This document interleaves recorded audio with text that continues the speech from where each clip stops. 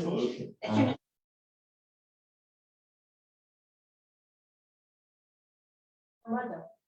Before she passed And away. that solution How presented was itself.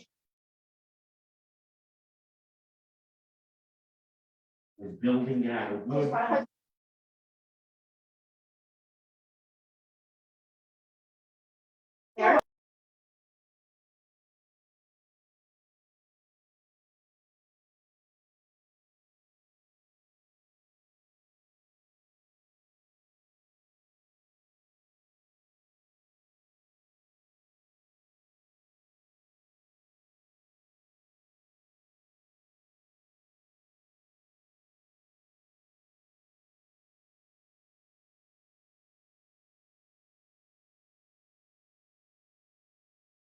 Good morning, everybody. Good morning, everybody that's here on Zoom, on Facebook.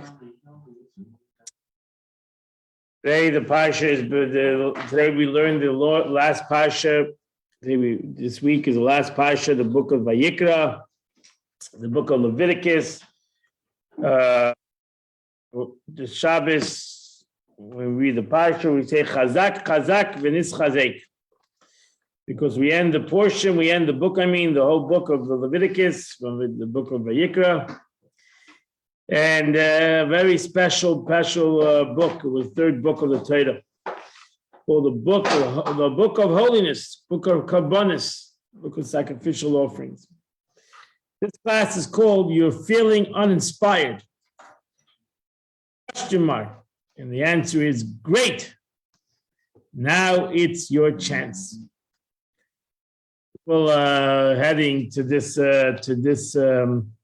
Parsha and to the beautiful Sikha that the Rebbe is going to teach us here, connected to this week's Parsha.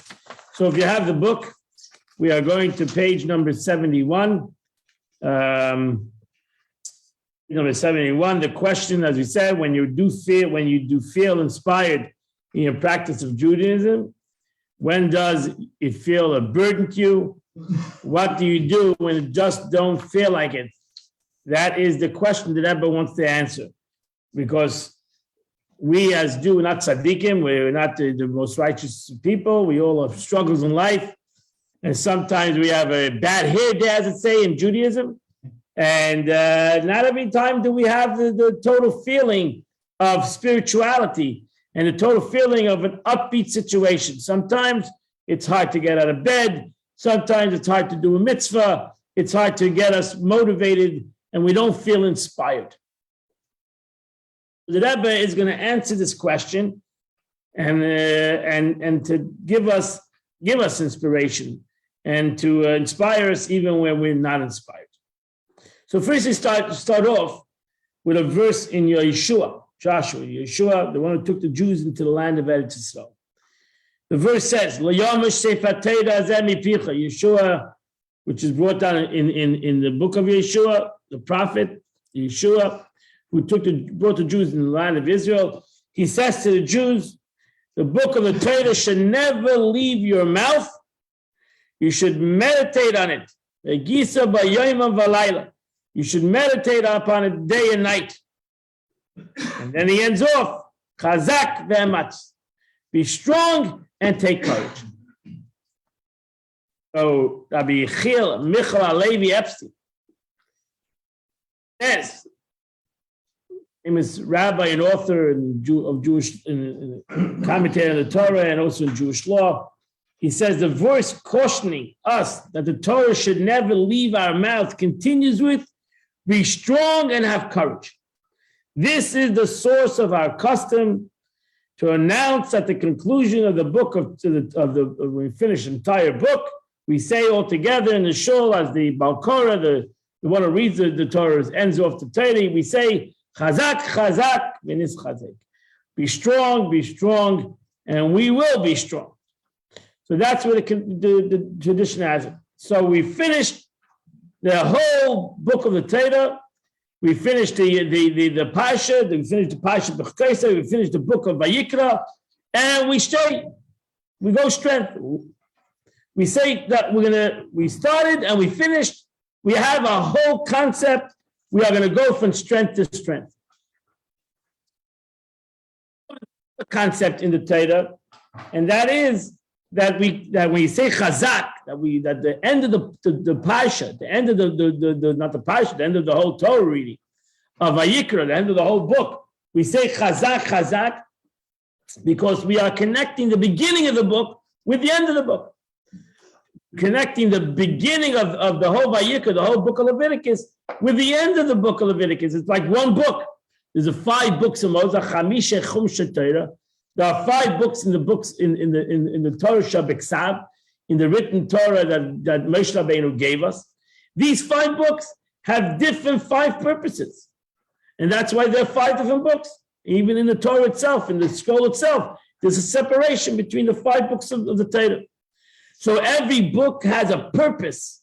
Every book has a message, even though every book itself has many portions in it, and many verses, many chapters, but there's a beginning, there's an end, there's a subject. And what we say in the expression in text number 3 is a famous expression, not seifam b'tchilasa. The end is embedded in the beginning. B'tchilasam b'seifam.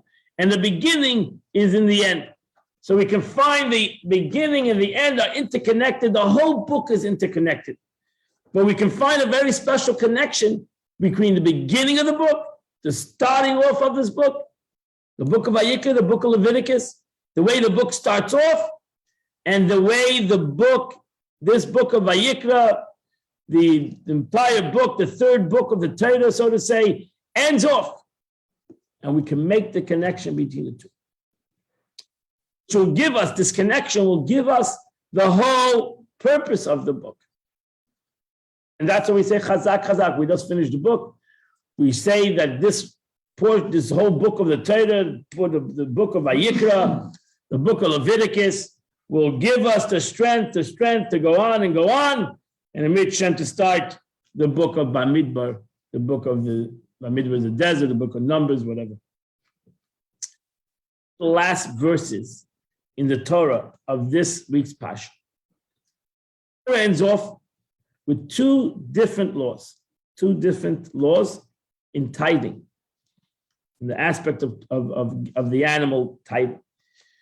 So the verse says in Leviticus 27:26, we are reduced to a mitzvah of the firstborn animal. The Torah says no one may consecrate the firstborn of an animal. You cannot take the firstborn animal and give it to God, give it to make it holy, because it is holy. It's holy by God. You have to take the firstborn of an animal, you have to bring it as a korban to the Eibishter. That's the law. The law. So it says it in a negative way. It says, no one may consecrate the firstborn animal, since the firstborn animal already belongs to God. So how you consecrate it doesn't belong to you. It to begin with doesn't belong to you. It belongs to the Eibishter. And that's why you have to bring it as a korban, or the Torah says you can change it. In certain animals you change, like a firstborn donkey, you cannot bring it as a korban. So you have to change it into a sheep. But the firstborn of an animal doesn't belong to you. Why we interchange the firstborn of a child, right? Truth is, the firstborn of a child belongs to the kohen. And that's why a bechor, a firstborn of a male of a child, you need to redeem it, pinyin haben, to redeem the child of a firstborn of a person, to change it. So the firstborn of an animal belongs to a child, whether an ox or sheep, it belongs to God. That's the mitzvah of bechor, the firstborn animal. Okay, so it belongs to the kohen, and that's it. It belongs to the kohen. It doesn't belong to the Jew. Okay, and that's the mitzvah of bechor. And if the animal, for example, is unable to be brought as a sacrifice, so then the animal belongs to the kohen. The kohen can use it out for himself. he can sell it, he can do whatever he wants. If he sells the animal, then the animal becomes unconsecrated. It becomes unholy. So the one who buys it from the kohen, self-assured, it becomes a regular.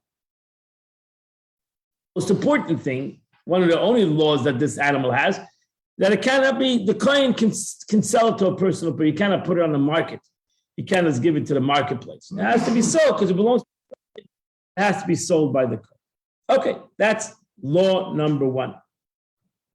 This is how the Torah ends off the book of Vayikra. In text number 4b, Leviticus chapter 27, verse number 32 to 34, which ends off the entire book. Every tithe of a cattle, a flock, or all that pass under the rod. The 10th shall be holy to God. So there's a concept of Maisa Behema, tithing of your flock. You tithe your flock.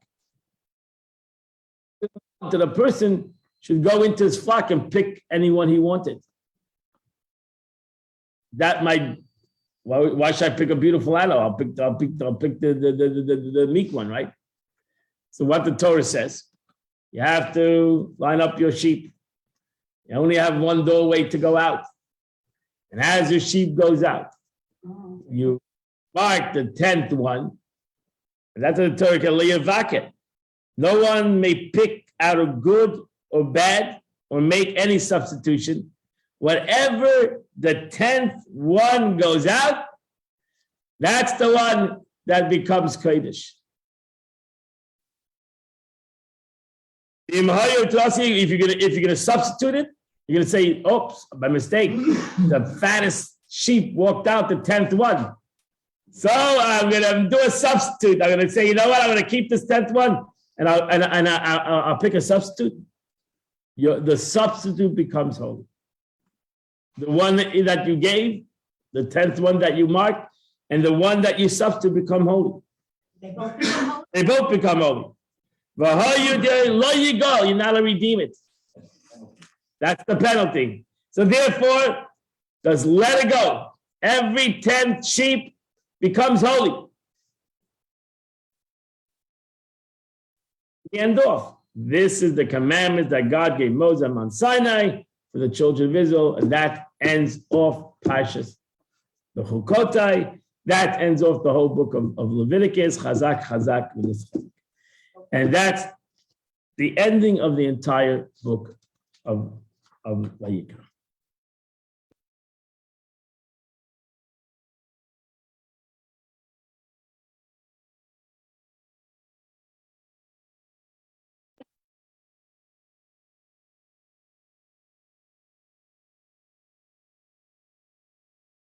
You can't bring a donkey. A donkey is not a kosher animal. By problem. Torah says, yeah, redeem a donkey. The only thing you redeem in a non-kosher animal is a donkey. You don't redeem a lion. The Torah says the donkey was given that honor to have the concept of a firstborn. I cannot. He says the reason is because the donkey was helped the Jews. The Torah doesn't say any reason. It says you should redeem a firstborn donkey. That's all I know. So that's what Torah says.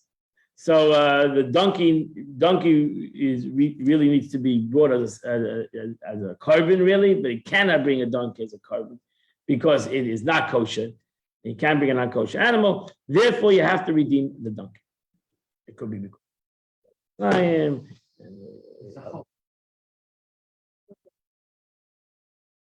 That's it. End of story. So that's it. So if you have other kind of animals, you self-understood don't redeem. Don't give the firstborn if it's not a kosher animal. You don't take your first dog and give it as a carbon. You don't redeem it either. Okay, you're not allowed. So the truth is, here we have the concept of Meiser. There you have the aspect of Meiser in the Torah, right? At the 10th, 1/10. Right here is where we have 1/10 openly in the Torah, right? That's where we get halacha ultimately. It's not the class, but that's where we get the halacha. It's 1/10. What is Meiser? 1/10 of question net. But over here we have the concept of where you see the open today. So in those times, we're in the biblical times where most people worked in fields and the cattle, etc. So here you have the 1/10 openly the Meiser. We moved away from the cattle to the business world, which we have the same concept. A Meiser is 1/10. This is not that class.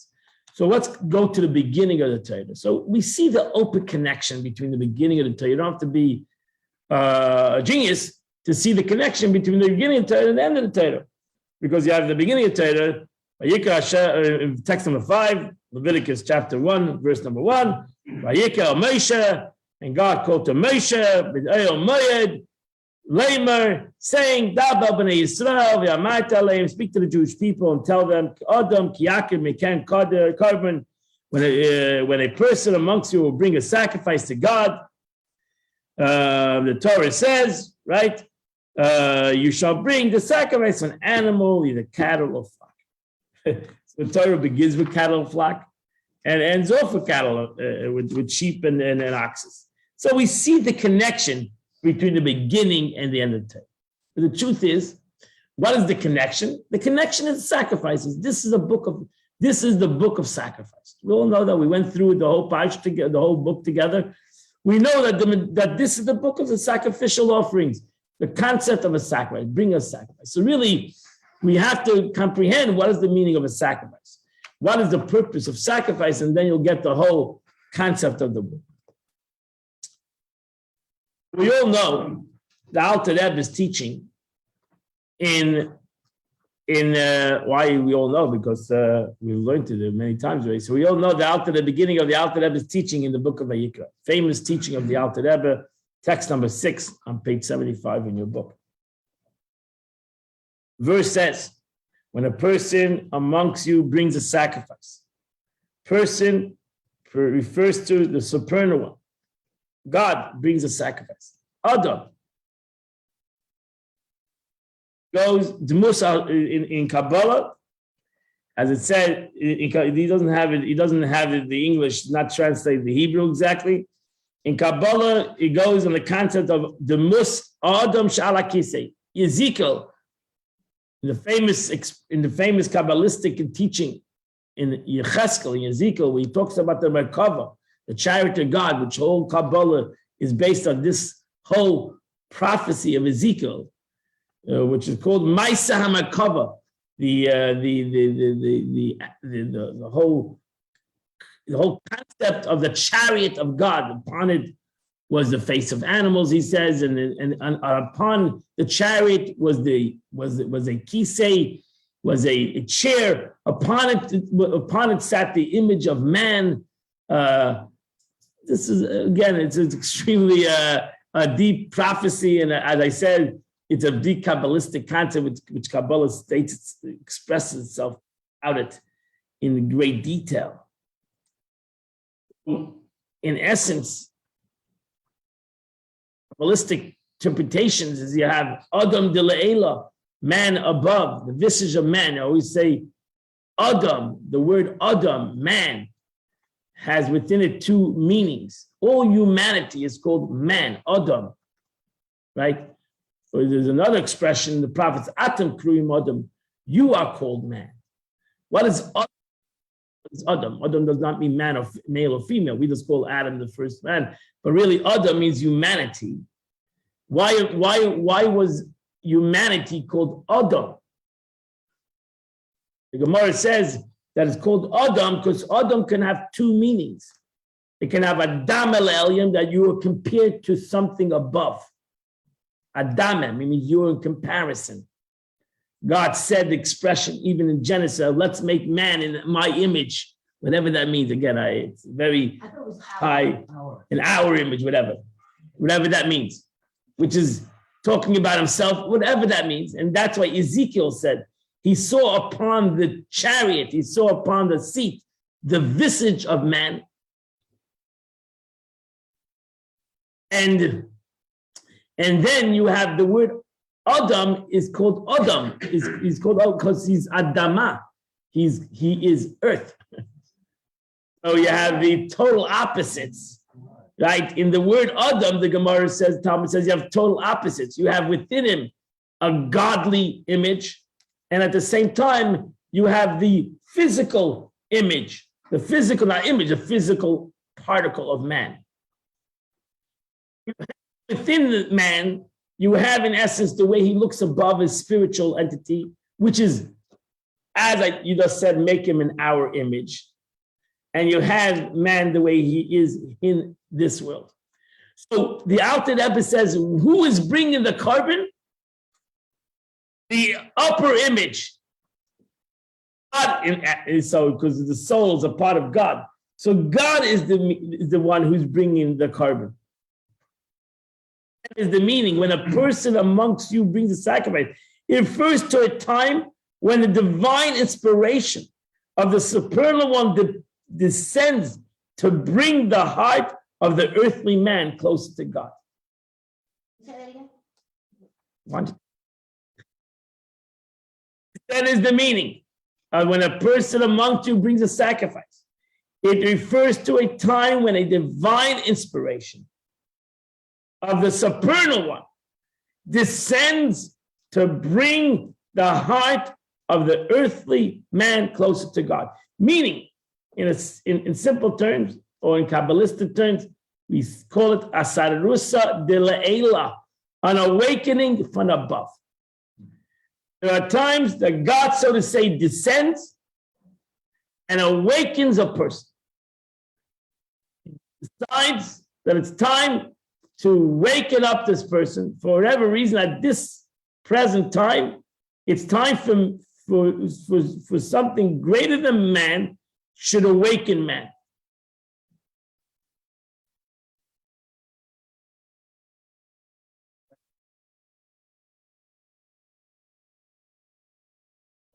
Is that any connection to? Could be. Kadamo and Nefesh, also the same thing later. The Torah says, blood is the soul. Blood is a physical thing and it's a soul. So it has within it those two concepts, the concept of physical and the aspect of spiritual. Because the soul goes through the blood. And there's some kind of attachment between the soul and the blood. So you spill somebody's blood, you're spilling his soul. I didn't spill the soul, I spilled his blood. What went from my life? So, but that doesn't work that way because there's some connection between the soul and the blood. The Abish to put that the soul is connected to the blood. You drain the person from his blood, his soul will depart. Like hurting him in his hand or cutting off his hand is not the same like spilling his blood, because there you're going to basically the soul is connected to the blood. Same things, these two entities, these two opposites. So in essence, the Gemara says that the word Adam has such power, has such meaning, because it's such paradox. Dichotomy is the right word, the English word. It's just such a great dichotomy. Two opposites coming together. Two opposites coming together. This is two opposites coming together.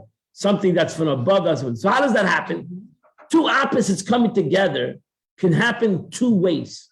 Two ways. Chassidus explains it can happen two different ways. Either the above comes to the below, or the below comes to above. That's the only two ways it can happen. Because since they're such opposites, it's impossible that they should come together naturally, so to say. Can just come together naturally. Either the above comes to below, or the below comes to above.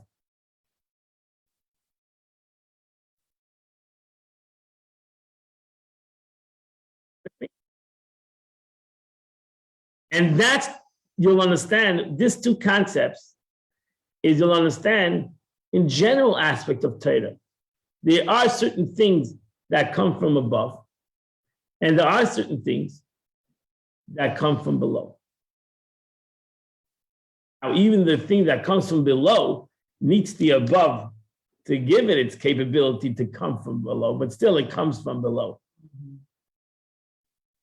Which again is the two words, if you want your cheat sheet, is called Asarusa de La'ela, awakening from above, Asarusa Tata, awakening from below.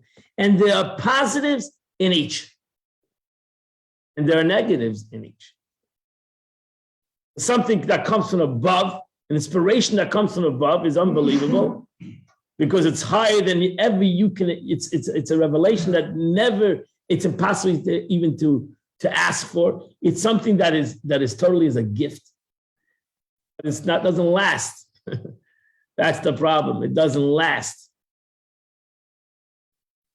That comes from below, something that comes from me, is a much lower level and a much lower power, but it has a much more lasting, to me at least, it has much more of a lasting impression. Because it comes from me, so it stays with me.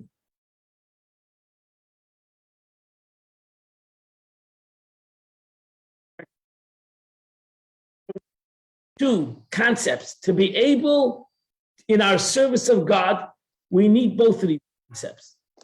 Every morning we wake up, say this over and over again, we say, thank you, God, for giving us our soul. That is a gift. We say, God, thank you for giving us a gift. I don't know if I deserve the gift. I most probably don't deserve the gift, but you have trusted me. I thank you for your trust. It's a gift. Now, what do I do with the gift? What do I do with this gift? I know I have a gift. That's when we go to the blessings. Thank God, and then we say what we're going to do with the gift. We're going to do now. What is that awakening from below going to do for me? What awakening from below going to do for me to have an awakening from below? That's we go to prayer. Right away, we go to prayer, which is an awakening from below.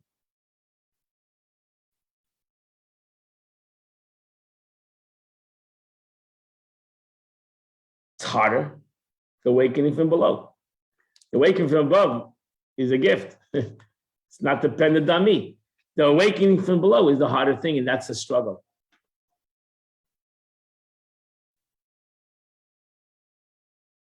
Thank you for that music. Later the verse says, so the Alter Rebbe continues in text number 6. Later the verse says, from the animal you should bring as a sacrifice. I did mine. I came down, so to say, I'm gonna offer my, so to say, to help you bring a sacrifice. I'm gonna do awakening from the below, above, and then you have to do something on your own. This refers to the earthly person bringing himself closer to God in his own end. That's the two mitzvahs that are at the end of this week's portion. That's what you explained us now. These two concepts is the two mitzvahs that the whole Vayikra ends off with. The Bechor and the tithing of the 10th. Right? Bechor, the verse says openly. The firstborn, the verse says openly. It doesn't belong to you. It never belonged to you. You can't even consecrate it. You can't even give it as a gift because it's a gift from God. Nobody needs your gift. It's already gifted. And then you have the Meiser. And then you have the tithing, which you stand by the door, the gate, whatever your entrance or exit the barn is. And you, so to say, by chance, suddenly this 10th guy walked out. This was a 10th sheep that walked out. Whether it was meek, whether it was fat, it was a chance seemingly by chance. Normal, natural situation. You line up sheep, the 10th one is going to be the 10th one. In the end of the Parsha, the whole beginning of the whole Leviticus, the concept of these two expressions. The Rebbe says, text number 7, the firstborn animal is automatically holy, made so by the designated from above. Its sanctity is independent on any human activity. And the verse says it openly. You cannot do anything with it. It's sanctified from above. It's holy. Nobody asked you. Nobody needs your help. Just take it and give it to the kohen. That's all you need you to do. By contrast, the sanctity of the 10th animal is dependent on human activity. You got to take all your animals, put it in your barn, open up an entrance and start counting. A person needs to count the animals, and the 10th one will be holy.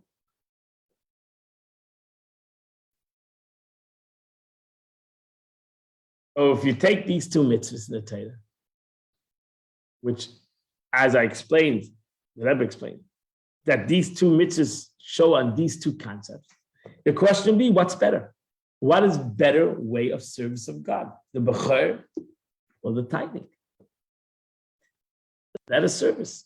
Something that comes from above or something that comes from below. I told you both of them have positive and negative. What is better? What should a person really search for? Which is his thing that he should acquire? Therefore, it's a good question.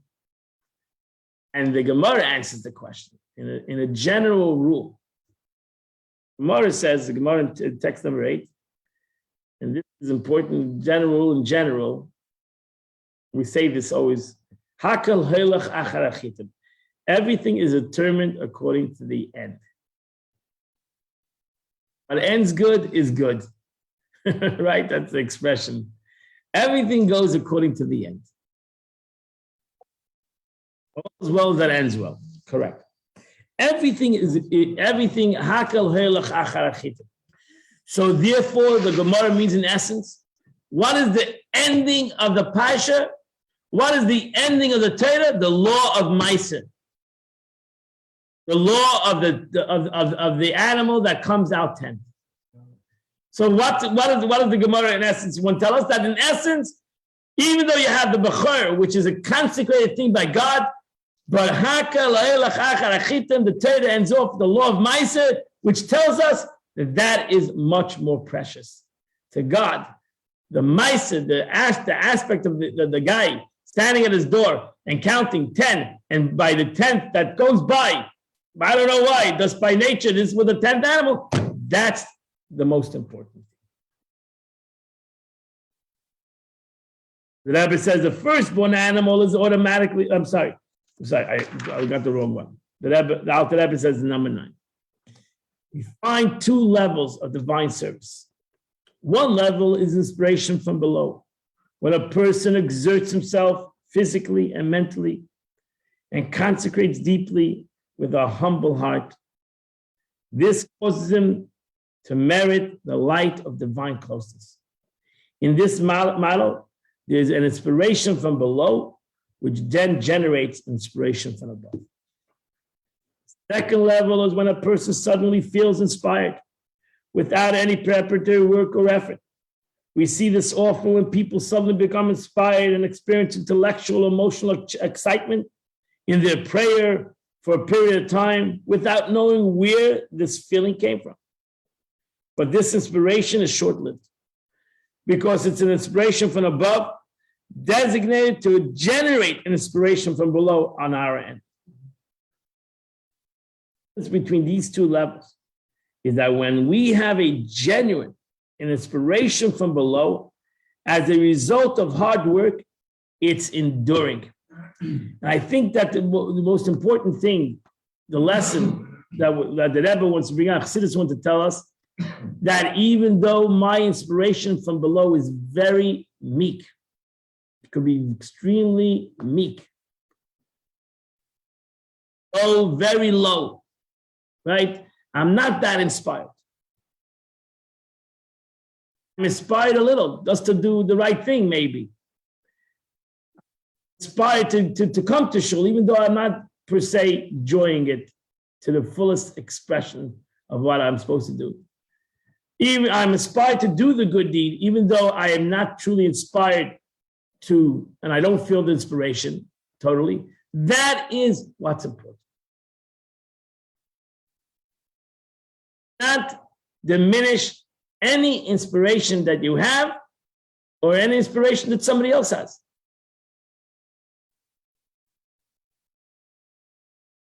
shouldn't go through the motions. We should try to inspire ourselves a little bit. Whatever the inspiration is, no, we shouldn't go through the motions because that will not last either.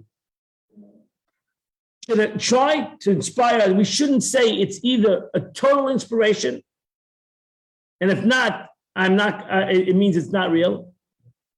It should be a little bit inspiration, because an inspiration from below will never be complete inspiration.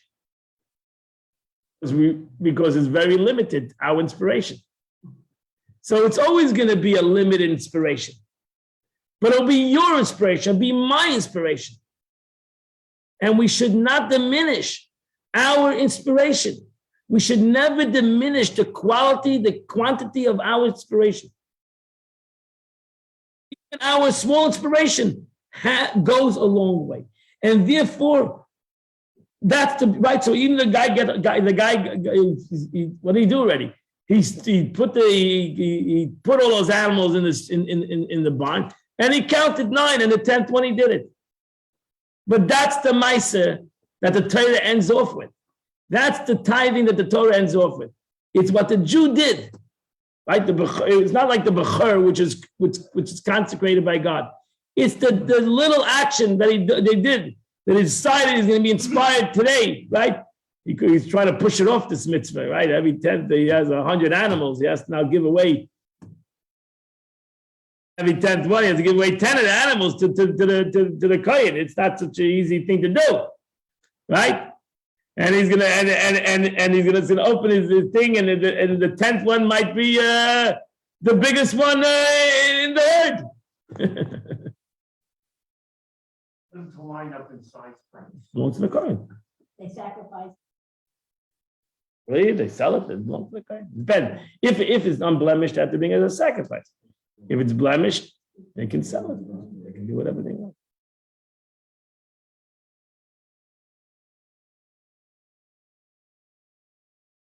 About going through the motions. So if you don't feel It's sad. You should go to shul anyway, whether you feel or don't. But you should waken up an inspiration to do it. But waking up a little bit of inspiration. Because most of us think that we're going to go to shul and we're going to be hit by lightning. You know, we're going to be inspired. I don't know. Somebody's going to inspire us. You know, God's going to come down and say, why, hallelujah, you're in shul. I'm so happy. Let me give you a hug. And sometimes it doesn't happen. I know sometimes people go like, I came to shul and the rabbi didn't say good Shabbos to me. So even the rabbi didn't say hello to me, right? Nobody said, oh, no, God didn't come down and give me a hug. And the rabbi didn't give me a hug. The chazan was lousy. It was done. I didn't get a aliyah. No recognition. I came to shul. Nobody stopped and said hello. Nobody looked at me. So what I come to shul for? Inspired to go to shul. I just picked shul. I know some people struggle with that. So be inspired. Create a sanusa latata, an awakening of your blood below a little bit. Again, you're not going to, be inspired to go to shul. Maybe if you're going to inspire yourself, some inspiration, you'll come to shul. The Eibishter will give you them. We'll have a susa de leila. The Eibishter God will meet you there. Okay, you're right. If you're coming to shul because you're demanding God to give you that inspiration, or you're demanding the rabbi or somebody else, you might be very disappointed. And many people are disappointed. Inspire yourself. What? I'm talking about going to shul. Yeah, the shul, because locations, your house is not a Makom Kodesh. The shul is a Makom Kodesh. It's a big difference between your house and the shul. This shul is designed for holiness. And you should really daven here. Can you daven at home? 100%. You can. But if you have an option to daven at home or to daven in a holy place, you daven in a holy place. That's your better option. Can I talk? When was there a time that you cannot talk? Rabbi, I have a question. One second. We have a person who wants to ask a question. I don't want to get hung up on the show, so that was not my point. I don't want to really get hung up on it. This is general. I Yeah. just want to say, I thought it better, actually.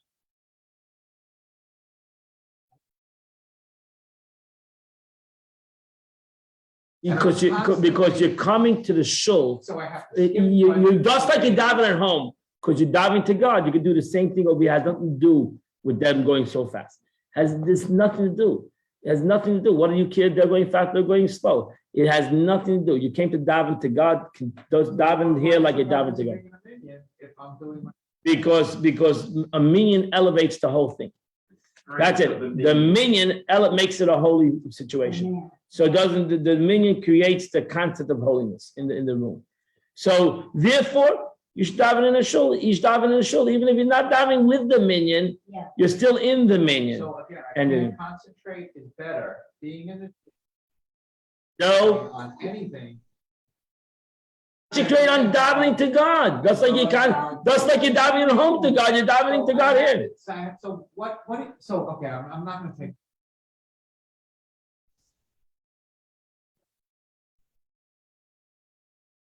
Hey, page 3. After the. Yeah, stay here. You rush. Nobody's throwing you out. They are. Okay. Nobody's throwing you out. Nobody's throwing you out. You can daven here. You can be here till 10 o'clock in the morning, 11 o'clock at night.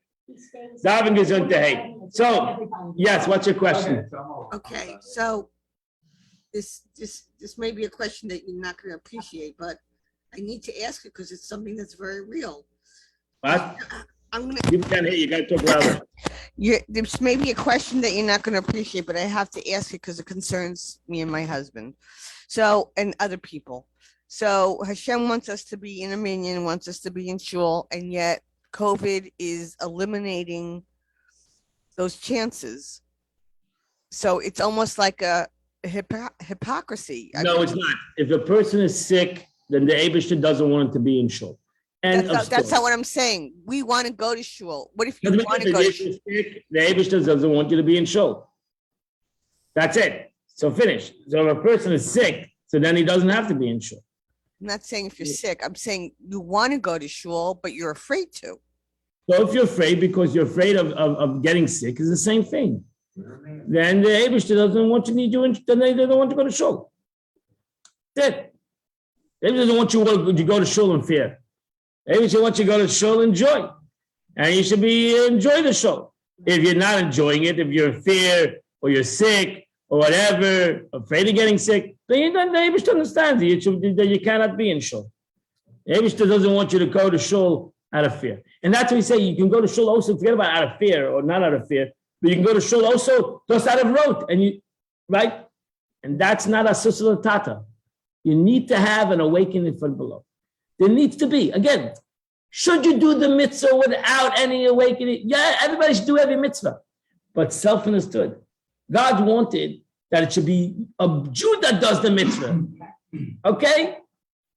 The mitzvah. Adam kiyakim mikem. Where are you? The mitzvah is being done, I fully comprehend. But where are you?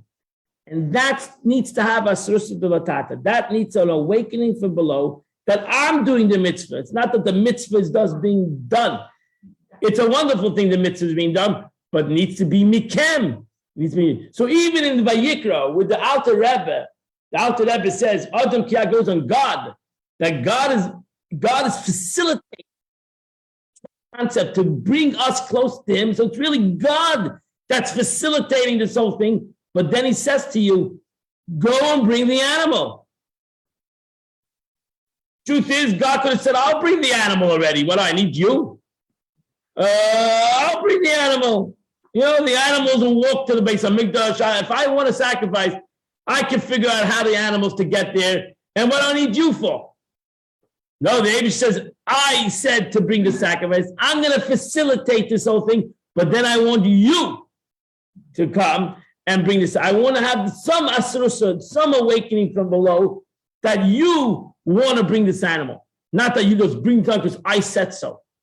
So not like I said that you should do the mitzvah, and that's why you're doing the mitzvah. That's the only reason. Where are you? Where is the awakening from below? Even though I awaken, so you have certain things that awaken. The truth is, everything is an awakening from above. The neshama, I said in the beginning, the Eibishter gives you a soul. It makes you capable of doing any mitzvah. If you're not Jewish, you can't do any mitzvahs. You can do a mitzvah is because God gave us a soul. don't feel the soul, right? The soul. Yeah, I wish we would feel the soul. Then we would do everything perfectly. But the soul is hidden. So in essence, that's what we acknowledge. If I felt the soul, I wouldn't have to acknowledge the soul. It's there. I acknowledge that God gave me the soul. So I realize the whole reason why I'm going to go out and do every mitzvah today is because Baruch Hashem, God from above gave me a soul in this body. And now, with that knowledge, with that recognition, not with that sight, with that recognition, I'm going to awaken myself. I'm going to jump out of bed, right? If I say Moda'ani and I go back to sleep for an hour, that's a shvacha recognition, right? If I say Moda'ani and I jump out of bed, wake. Sorry for saying Yiddish words. It's not even Hebrew. It's a weak acknowledgement. You have. That's the reality. We all have. We say Moda'ani and we hit the snooze button, shut up. And we go back to sleep. Many of us, right? Because we can't it's hard to get out of bed, right? So we said Moda'ani. Wow, the Abraham came back. You know what? Okay, he can wait another 10 minutes. My soul can wait. What do you mean your soul can wait another 10 minutes? Your soul just came back. Well, let it go to sleep. We'll give another half an hour. That's a contradiction, but that's human nature. That's human nature. And because the awakening from above is very momentary, right? I woke up in the morning, I say, thank God for giving my soul, which is an unbelievable expression. And it's an unbelievable gift, I say. But then I say, thank you for the gift. I'll use it in 10 minutes. But meanwhile, I'll put it aside. And then we wake up and we have to start again, right? We have to start really awakening ourselves from below. Because the awakening from above is going to be very short-lived.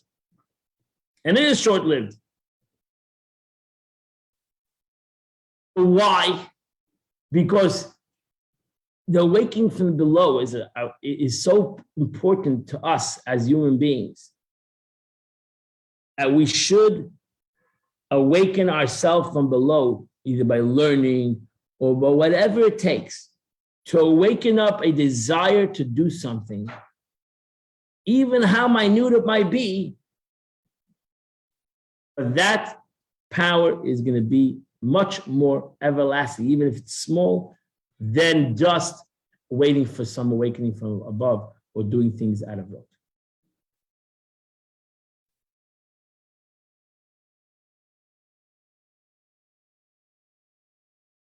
I agree, but again, we need that awakening from below. We need that awakening from below. We need that awakening from below. We need it, not that God needs it, because you brought the sacrifice, you went to show, whatever, you did it. So God says, fine. To God, in essence, you did it. Who cares? Who cares that you do? Who needs your 2 cents? The Abish says, no, I want your 2 cents. Okay? I want your 2 cents because I know how important it is to you, your 2 cents. And it's important to you that you have an awakening from below, that you put even 2 cents, your two. I understand, but then it's not mikem. Then it's not from you. Then it's God. So it's God. God told you, you're a machine. God told you to do it, and you're doing it. Fine. It's being accomplished. But it's not you. The Eibishter wants takrivu eskabancha. The Eibishter wants that you should also be involved. Should also feel, just like I have a feeling towards it, you have a feeling towards it.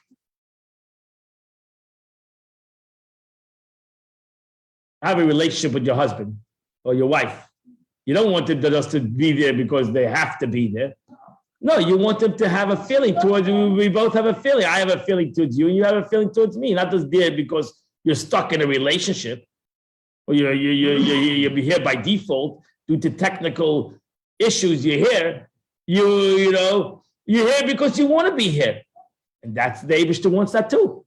You're here not because you are here because I'm the boss and you are following my direction.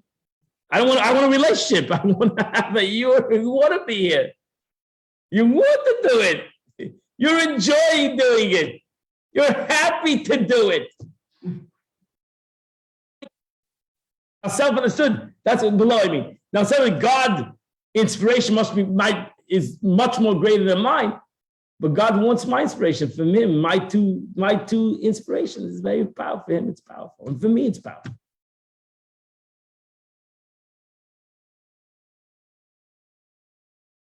Well, you know, in a relationship, it's the same thing. You have dreams about a relationship, whether it's between spouses, whether it's between parents and children. We have this dream. And many times these dreams turns into a nightmare. We have to let go of the dreams, right?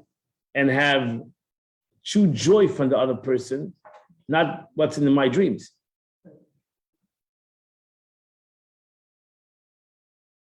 Because it's not a reality. It's a dream. And it's not going to bring you happiness, dreams. That's a Susudalela, dreams. Super imaginations of what this is going to be. We got to come down to reality.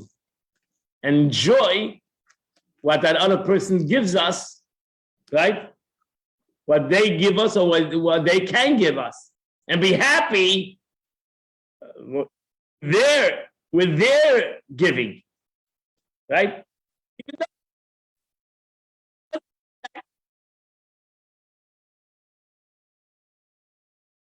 It's an important thing, especially with the parents and children, that dream, right? We have that dream, you know, the dream child, the dream family, you know, it's not the reality. And the reality is that you have to love everybody unconditional. You have to love every child unconditional. You have to be happy with their successes and with their joy. And their joy should make, and they should feel that you're happy with their joy. In essence, the Abisha says also, I feel, even though to God, our inspirations are so far from what his dream is, but he's happy. The Abisha is happy with our small steps. As long as there's something. So the Abisha says, open, that's what the expression is. God says, open yourself up like open yourself up like the hole of a needle, and I'll open it up like the hole. You know, David says, what you think what you're gonna do for me is big. It's the hole of a needle, but I'm infinite, so therefore I love the hole of a needle.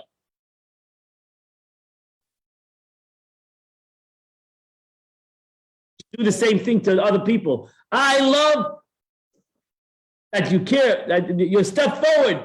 I'm happy with that. I don't need big things. That's my dreams. I have big things, but not in reality. It's also hear that an arousal. The Alter Rebbe said that. Arousal from below brings arousal from above, 100%. And we don't have to think that the arousal from below, we might think, oh, wait a second. How is my arousal from below going to bring about arousal from above? David says, don't worry. Sorry, that's the Yetzer Hara telling you that you have to have this big arousal, this big commitment, this big emotion to create. No, come with any emotions that you got, with any feeling, and don't worry, I will fill in the rest. I'll give you much more. The difference is out there, but ends off the difference between the two levels is that when one has a genuine inspiration from below, as a result of hard work. So this is not easy, okay? It's not easy. Awakening from below is not an easy thing because we're lazy, we're indifferent, we don't know. Whatever, there's many reasons why we don't want to inspire ourselves. Right? They don't want to be inspired. They want other people to inspire them. They expect everybody else to inspire them. Right? The rabbi should inspire them. God should inspire them. Everybody else should inspire them. They have, why? Because we're lazy. To be inspired, you need to work hard. No question about it. So this generates an inspiration from above. Shines in the depths of our soul because we prepared ourselves for this properly beforehand. This in turn gives us the ability to continue the cycle with further inspirations from below. But when there's no physical or mental exertion on our part, and we are fully reliant on inspiration from above, and we did not adequately prepare to assimilate in our souls, the inspiration can pass quickly. And that's why it doesn't last. Because we're relying on everything but ourselves. Inspiration is only an effect when God provides it. So it can pass without leaving any lasting impact. When the force is terminated, the feeling then is that it detonated, it disappears as well. And that's why it's so important for us to be inspired by ourselves, to create an inspiration, some awakening from below, to create that everlasting and more powerful connection to God.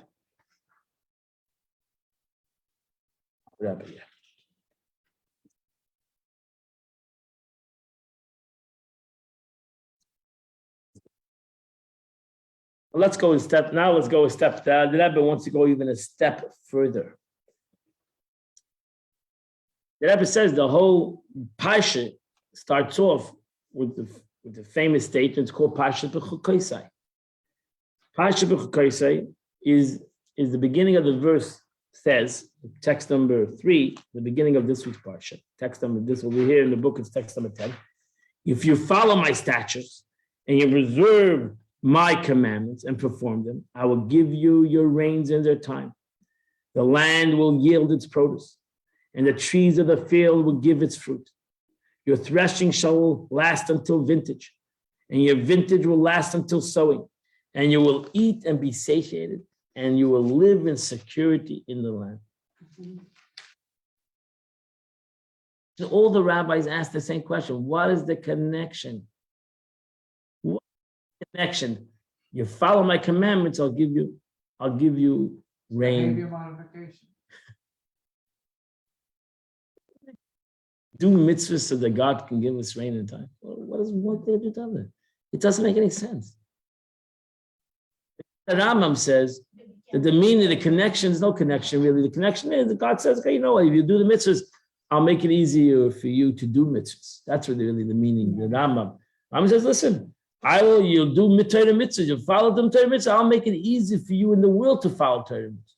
But really there's no connection. What is the connection between, if you follow my commandments, I'll give you your rain, and you do, and you'll have fat of the land, you'll sit and eat, you'll have breakfast and lunch and supper. I mean, what is do it? Isn't the reward in Pirkei Avos it says that schar mitzvah. The reward of a mitzvah is the mitzvah.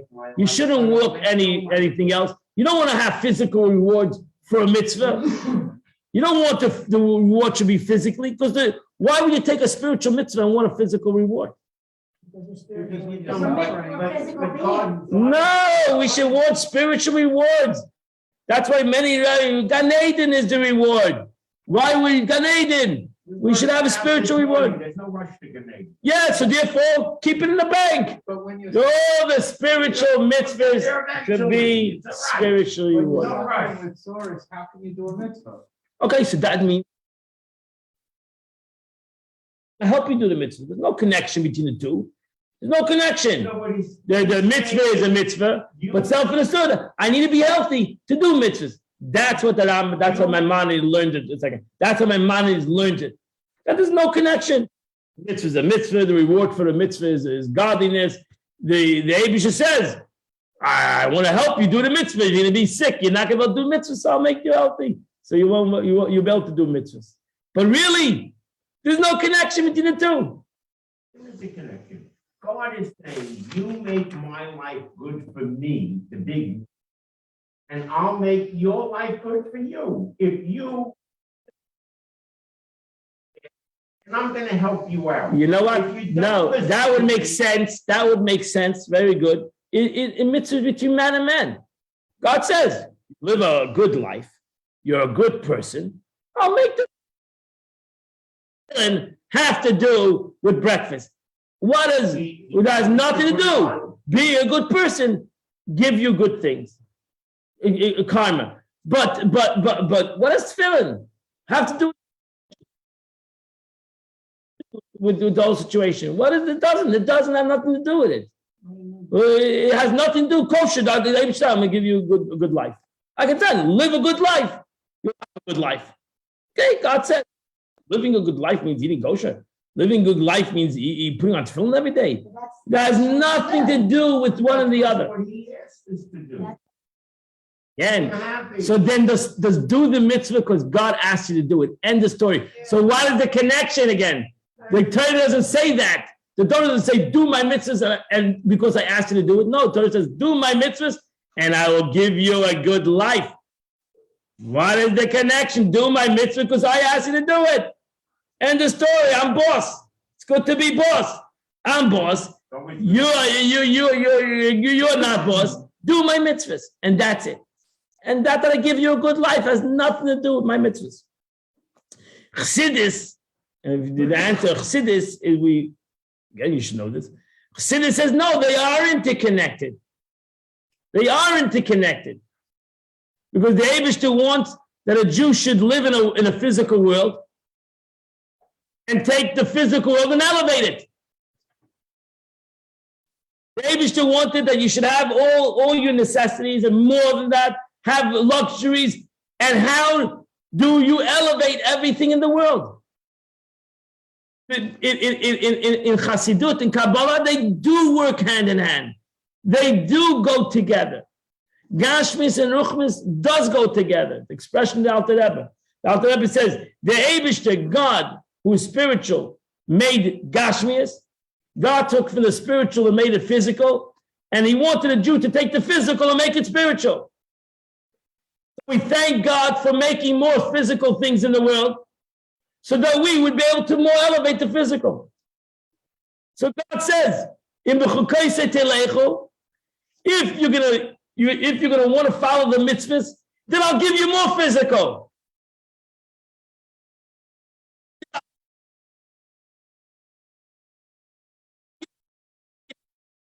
World, right? So that's why the more physical you have, if you connect the two things together, then the more spiritual you have. So it says the expression in the Talmud. Rebbe honored the rich people. Why? Because in essence, rich people have more capability in the physical world. That's the reality. The problem is, not always do they use it. But who has the capability? That's what the Gemara says. Why did Avraham Avinu want wealth? Why did Avraham Avinu want wealth? The Eibishter promised him wealth. Lech lecha, you learn the first Rashi. God says, I'm going to promise, follow me, and what I'll give you wealth. I want wealth. Avraham Avinu understood the way to influence the world was through this concept, and he used it out to serve the Eibishter, to use it out. So God said, you know what? I'm going to give you wealth. I'm going to give you more wealth.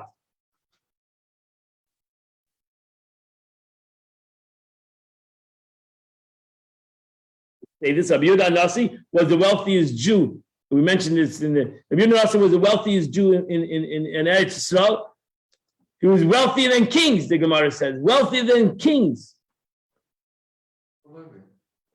I don't know. In the stock market. So Rabbi Yehuda Nasi was the wealthiest Jew in Israel, but he used it out all Hashem Shemayim. He used it out all for the sake of bringing Torah today is because of this great sage.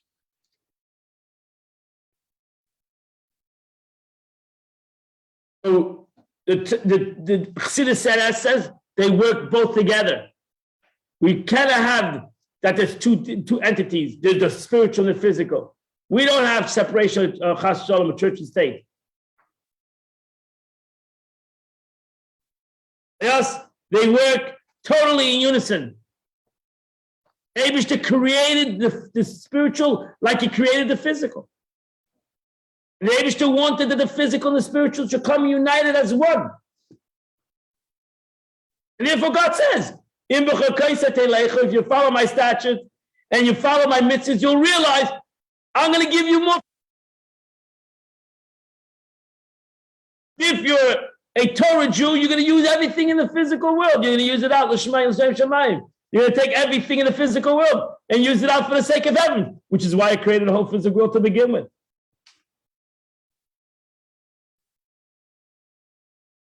If you don't, then I won't. Then you won't. Then what's the punishment? You won't have both. You won't have both. You won't have both. You won't have the spiritual, and you won't have the physical either, because you're just abusing the physical world. That's all you're doing. I created the world for a purpose, and you're abusing it.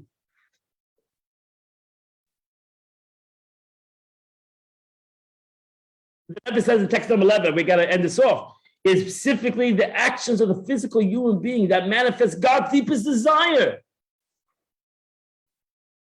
Our desire to have a home in the lower realm. So the more I use out the physical, Hashem Shamayim, the more I have a beautiful home, and I have books, Jewish books there, and I do Torah mitzvahs there, the more I accomplish this mission. This is the reason why the reward for divine service of making this world a home for God is given in the physical realm. God says the reward of a mitzvah is right over here. The reward is in Gan Eden. The reward of a mitzvah is going to be right in this world. You're going to turn this world into a spiritual reality. That's the word mitzvah, schar mitzvah, mitzvah. The reward of the mitzvah is the physical mitzvah. It's to be able to take this world and turn it into a godly place. To take this room right now and turn it into a place of study of Torah. That is the whole reason why the Eibush created this beautiful room. God created this room. I mean, we used out the materials and we formed this room, but God created this room. This room could have been used out for something else. We created it through our word service. We created, and we have both worlds. It's a beautiful room. It's a beautiful godly room. It's a beautiful room to learn Torah, to pray and to do everything else that we've done. The humans, humans came together, built this room through the capability of God to create it into a beautiful, holy edifice. The Arizal says, every place Mashiach comes, every place that was created for God as a place of holiness will be taken with it. When Mashiach comes, will go with us to Yerushalayim. So Mirchem, this building will be someplace in Yerushalayim, hopefully a nice place. We'll have a nice mountain on the top of a mountain. This beautiful building will be situated. God will know that the Boca guys need of God. Okay. So it's given in physical realm because the reward must be given a place of the work. Say, everybody thinks about the reward in the world to come. That's Hepech Halacha. Jewish law says a worker of the day needs to be paid by the day.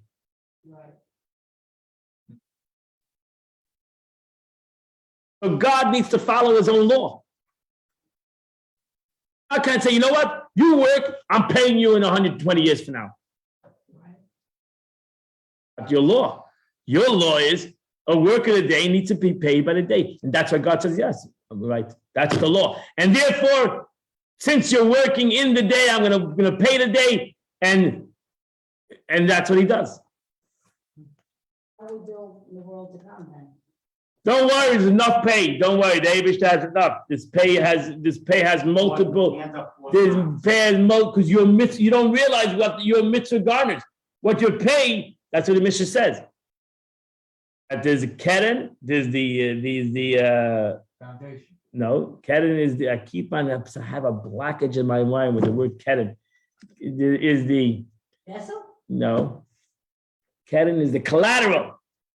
Oh, the collateral is Did- the world to come. No, keren, that's right. The keren cam is Leilam Haba. Right? There is the interest and the collateral. You're living off the interest. The collateral is the world to come. Don't worry, there's enough collateral and there's enough interest that this collateral acquires that you have enough for this world and enough for the world to come. Keren is Kuf Reish Nun.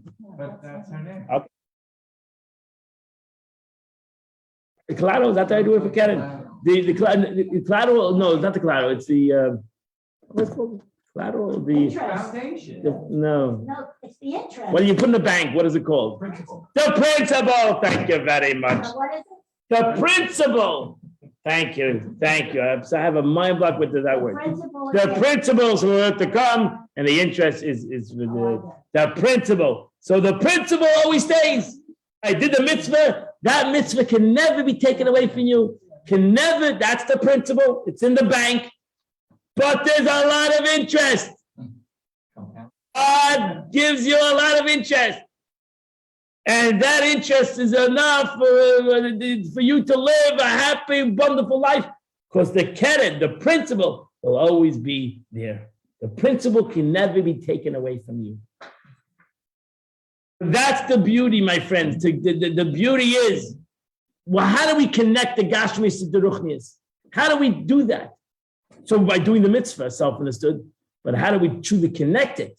That's by our Tata. That's by our awakening from below. The awakening from below, the emotions from below, the feeling from below that this is, that we're doing something. We're doing, not that it's being done. This concept of being done, it's being done. But there's a concept of we're the workers of the day.